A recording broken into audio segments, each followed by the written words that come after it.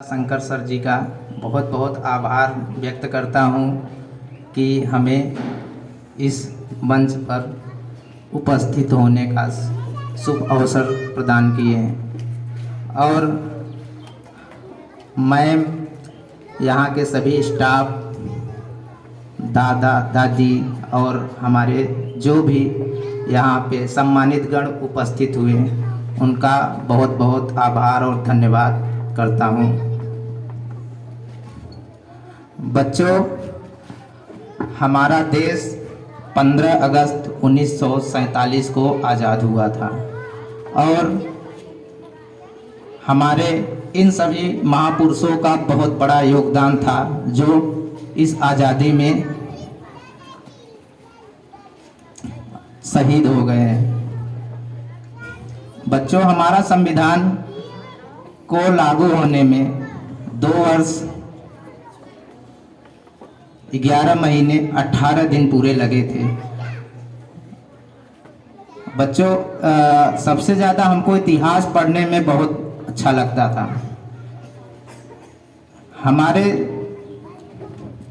हमारे देश में सबसे पहले यहाँ पे मुगल आए थे। अंग्रेजों के पहले मुगल जो थे, मुगलों में सबसे पहले हमारे यहाँ बाबर आए थे। उस समय हमारे देश में राजपूतों का शासन हुआ करता था। लोधी वंश, जो इब्राहिम लोधी उस समय था दिल्ली का राजा हुआ करता था, इब्राहिम लोधी।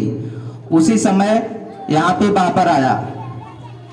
बाबर अपनी सेना लेके आया, वो सिर्फ महज 10,000 सेना लेके आया था और जो इब्राहिम लोधी के पास सेना थी 50,000 की सेना थी वहां पे।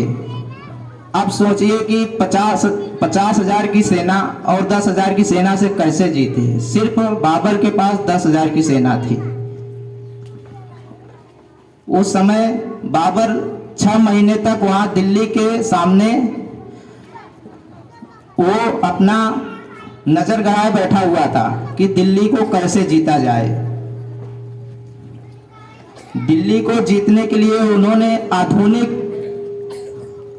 शस्त्रों का उपयोग किया था। उस समय इब्राहिम लोधी के पास, जो दिल्ली का राजा हुआ करता था, उसके पास हाथी, घोड़े और तलवारें थी।